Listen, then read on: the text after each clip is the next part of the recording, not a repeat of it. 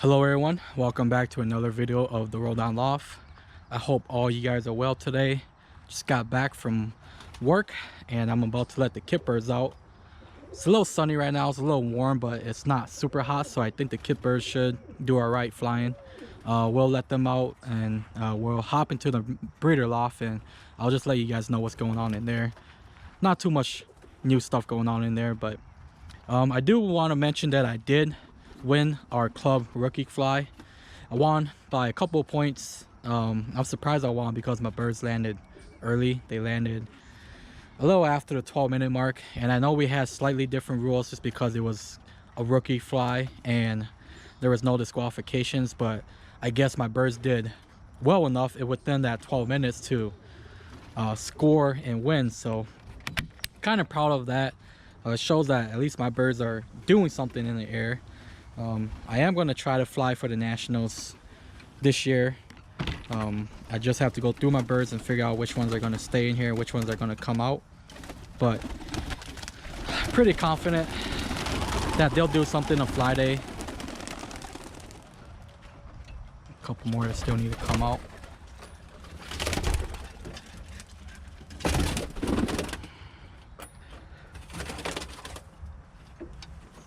This guy don't want to come out. Try to grab him and throw him up there, but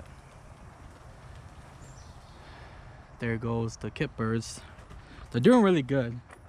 The bird that I said I was having issues with in the kit box, one of my John Johnson birds, that bird actually started coming into the roll, so now it's doing about 10-foot rolls. I think it's probably that white flight right there. I don't know how well you guys can see it with the GoPro, but pretty sure it's that bird right there. I let the birds fly yesterday and they didn't do much. Yesterday was much warmer, so that might have been the reason they didn't do much, but I'm hoping these guys start flying soon too. I think they should be at the age where they should start taking off. I'm debating if I want to stock one of these two, if I want to stock the yellow one or the red one. These two are nest mates, and it's kind of late in the season, and I almost wanted to stock a dilute this year, and I don't really want to stock that one yet just because I don't know how it's going to do in the air. I kind of want to test it first and see how it does, but we'll see. Let's just hop in the breeder loft real quick. So let's jump in here.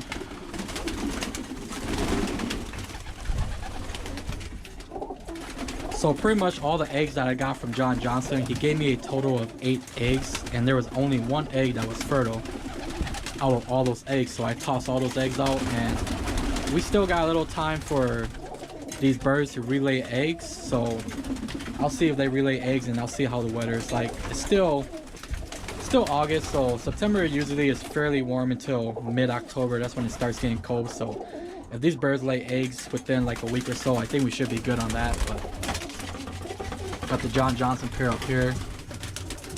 They got 2 eggs going, and I got John Johnson pair in here also, but this guy is actually fostering the only egg that was fertile, so there's only 1 egg in here, and that guy's fostering it up here.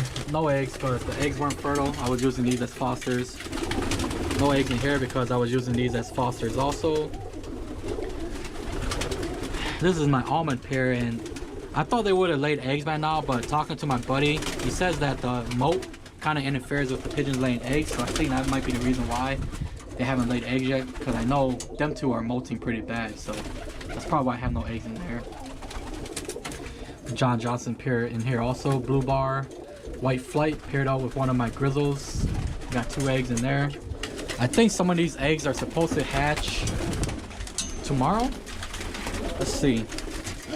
Let's see if I can get this Turner bird off. Yeah, I think I can see a crack in this egg, so this egg is starting to hatch. I don't know how well you can see on the GoPro, but there I can feel a baby in there, and there's a crack on the tip. This one, no signs of hatching yet, so it might start hatching tomorrow. But I think those two should hatch. These two in here are already hatched. This is my John Johnson stuff. 2 babies in there. It's crazy because yesterday that other bird, the other baby was much smaller than this guy, but today they're like almost the same size. So it's crazy how fast these babies grow. But yeah, that's pretty much it for in here. Nothing new. I had a Turner bird that I had in my overflow loft. That dark check right there with the green band. That bird is actually, I'm pretty sure it's a cockbird. It is the son of this red check cockbird, and the mom is this opal spread looking one. So I just decided to stock that guy in here because I may work with some Turner stuff next year. So that guy is unflown. I'm pretty sure it's a cockbird. It's a big bird and it's pretty aggressive. So pretty sure that's a cockbird. But yeah, that's pretty much for what's going on in here. Just yeah, I guess I'm just waiting for some of these birds to relay eggs. We'll see if they relay eggs. They're all in the moat, so might be a little bit stressful for them to try to lay eggs, but they still got time. It is still like mid-August, so, or I guess no, it's not mid-August anymore. It's more towards of the end of August, but I think it should still be fairly warm for them to lay one more time and hatch some babies and raise them, and they'll probably be ready by the end of September. So no worries there.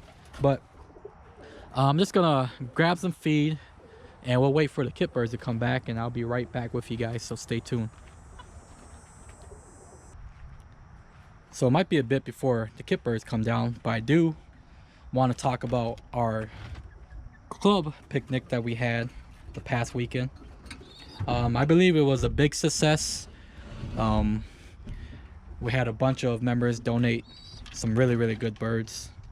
Mark Ritter, I believe Mark Ritter donated 4 birds, and whoever got his birds that day probably got the best deal they could ever get on super high quality birds, because I've seen Mark Ritter's birds that he's donated to the NBRC for fundraisers and stuff, and those birds ain't cheap. I've seen birds go over $1,000 plus. So all the club members that got Mark Ritter birds, you guys got them for the best deal you could ever get. I almost hopped on the auction too, but I'm already working with 4 families, so I didn't want to overdo it. But knowing that Mark's probably going to be flying for a while, and I know he has killer birds, you know, maybe one day if I get a bigger breeder loft and I get some more kit boxes here, I'll probably try flying some oulettes. But for now, I think I'm good with the birds I have, because I already have too many families. I think I should really only be working with 2 families at most, and I have 4 families. I have the John Johnson stuff, I have the Jay Starley stuff, I have the sorry, the Danny Corny stuff, and the Turner stuff. I am not flying any Turners, but I think next year I may fly a couple. I just want to make sure that my Turner birds are worthy of being in the breeder loft. So next year I'm probably going to try a few. Not too many, but I'm going to try a few just to see how they do. But kit birds out there, it looks like they're about to come down. But yeah, I'm going to take one more day to think about flying for the Nationals, and I think I probably am. During our club meeting, there were some valid points that were brought up about the World Cup, that there is a possible chance that the World Cup might be going away, just because we haven't been able to fly for these past few years, and people losing interest because of us not being able to fly due to COVID and COVID restrictions. So it might come down to something where a lot of people are going to lose interest when it finally opens back up, and by that time, you know, it might not be popular enough where they're gonna keep doing it. I'm hoping that that doesn't happen, because if I'm going to compete, I want to compete against the world and not just in the United States. Not saying that the United States isn't competitive, because we have some great rollers and great flyers here, but it would be nice to compete against the whole world also when it comes to roller pigeons. But yeah, that's pretty much the discussion that we had at the club. We had some other discussions too, but that was one of the main points that we talked about, and I thought was a very interesting debate about that. But Birds are flying really good. They've been kidding really good. Surprised they've been kidding so good.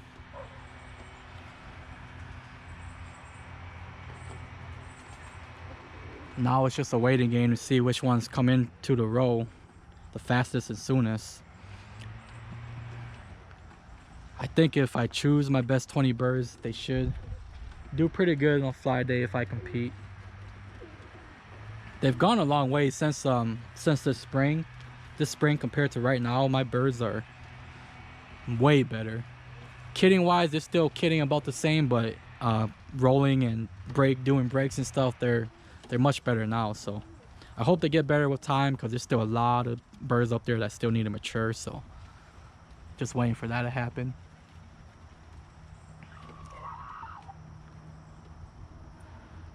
I don't know, but I think I've been overfeeding my birds, because they've been flying a little higher than I've wanted them to. They are flying a good time right now. I think they're flying about 30-40 minutes, which I guess I can't complain. I'd rather have them overfly than have them underfly. But they're about to come down, and I'll let them come down, and we'll continue this discussion. So all the birds are back, but I do have some really sad news that just happened. I was standing right here, and one of my silver check dilutes must have rolled down. I don't know if it rolled down or it just bumped, but it must have bumped in the very bad spot, and it died instantly. So I just lost a flyer in my kit box. I was hoping that it would survive, but it must have hit just right where it just stopped breathing and just died. So that really sucks, because this one I was actually going to stock this one just because I had its older sister in the breeder loft, and I was going to donate that guy to a club member. But now I'm not so sure, because this one just died like right in front of me. I've been watching this one, and this one hasn't really been a frequent or deep roller, and I'm not sure what just happened, but I was just standing right here, and the next thing you know, I hear a thump right there, and I see this guy flapping around, and I pick it up, and I was hoping that it would be fine, but it looks like it's just died. So that really sucks. This is actually the first bird that I've had that has killed itself by rolling, hitting the ground. So this guy must have just hit in like the worst way to die. So that sucks. This bird that died. But that's just what happens when you raise rollers. You're just pretty much taking chances with them. I still have this nestmate, that silver bar right there. Hopefully that guy doesn't kill himself. That bird is starting to get really frequent and deep, so hopefully that guy doesn't kill himself. But I guess I'm down one kit bird, which sucks. I still got enough to cover it, but it sucks losing birds, because it just sucks. It doesn't matter if you lose it to the BOP, if you lose it to sickness, or you lose it to a roll down like that. That sucks. But yeah, that's pretty much it for the video, guys. Oh, I would like to mention though, the grizzle that I said it might be a roll down hasn't really given me any problems since that day. It is a really deep roller. I've seen it do some 50, 60 plus rolls in the past few days, and it has been able to pull out. So I think it might just be a deep roller, not a roll down. As for its nestmate, I am not so sure yet. Waiting for that guy to recover, and once he recovers, I'm gonna throw him back into the kit box, and I'm gonna try him again to see if he's a roll down or not. But that's pretty much it for the video, guys. Thanks for watching. If you like my video, go ahead and click that like button. If you aren't subscribed, go ahead and click that subscribe button.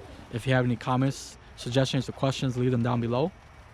Thanks for watching, everyone, and I'll check you guys out next time.